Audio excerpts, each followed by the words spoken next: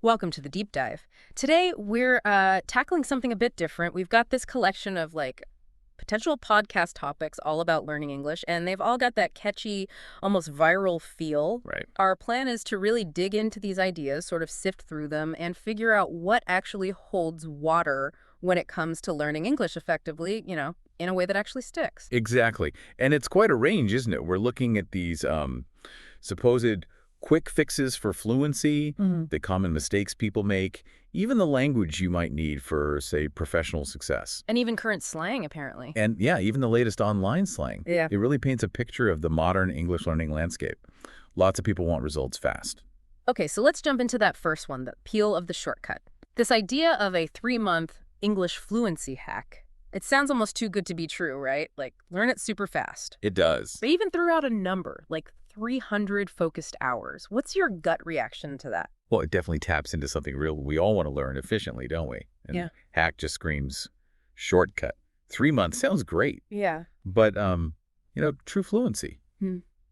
It's complex. It's not just about cramming hours.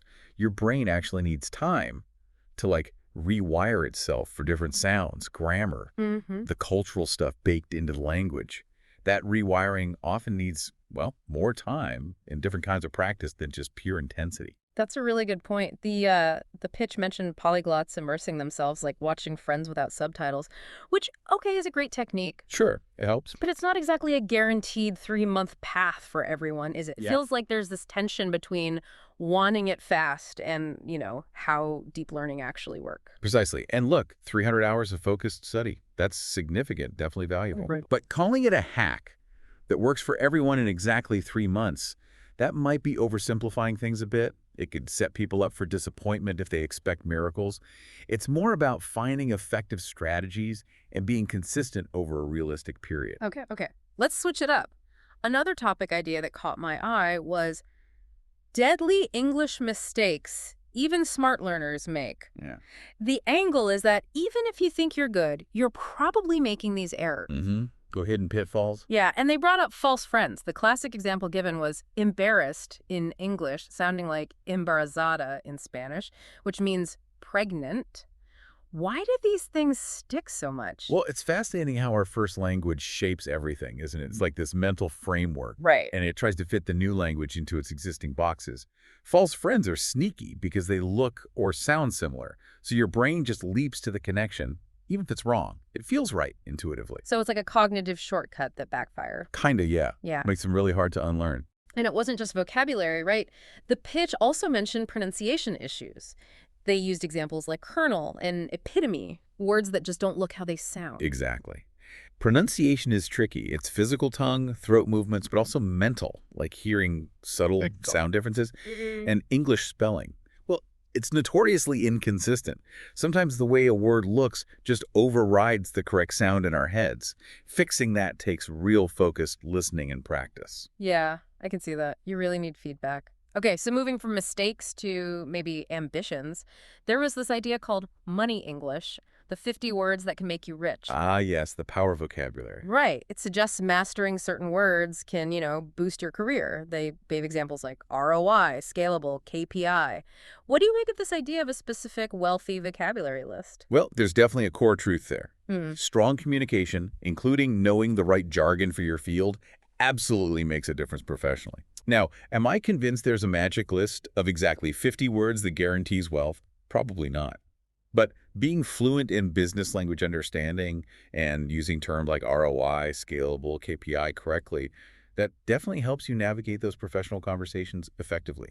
It shows you belong. And the idea also mentioned having scripts ready for work situations and sharing success stories of people whose careers improved after working on their English. That feels very practical, very motivating. Absolutely. Making it concrete like that helps. Seeing how specific language skills translate to real-world success, a promotion, a better job that's powerful, it shifts focus from just learning English to developing tools for advancement. Okay, now for something completely different. Instagram's secret dictionary, all about current slang. Keeping up with the kids. Yeah, basically. It taps into that desire to stay relevant, understand what people actually say online. The example they use slang evolving from lit to fire to maybe bussin' shows how fast it changes. What drives that constant churn? It's really about social dynamics, I think.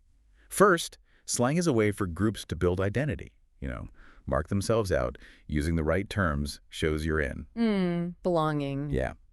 And second, the speed of online culture just accelerates everything. Trends pop up and disappear so fast, and language races to keep up. It's like a mirror to internet time. The source also mentioned FOMO, fear of missing out, as a big driver, which makes sense. Nobody wants to feel left out of the conversation online. Exactly.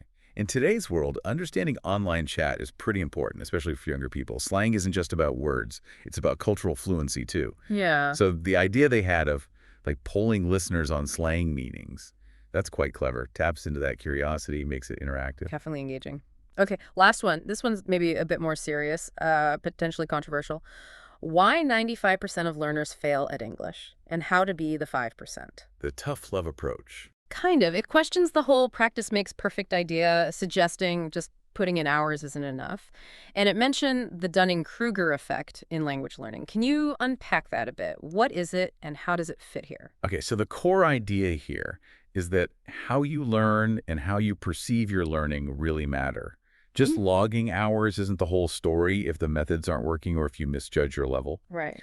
The Dunning-Kruger effect, in this context, suggests that beginners, people with very basic knowledge, might actually overestimate their ability quite significantly. They don't know what they don't know yet, basically. Ah, okay. And that overconfidence could maybe stop them from pushing harder. Conversely, sometimes more advanced learners focus too much on tiny flaws and underestimate how far they've actually come. So it's that mismatch between perceived skill and actual skill.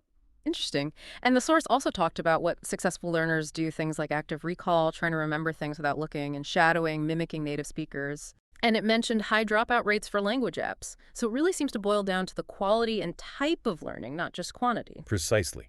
Successful learning is often active. You're pushing yourself. Act, recall, forces your brain to retrieve information. Shadowing helps tune your ear and your pronunciation muscles. Mm-hmm.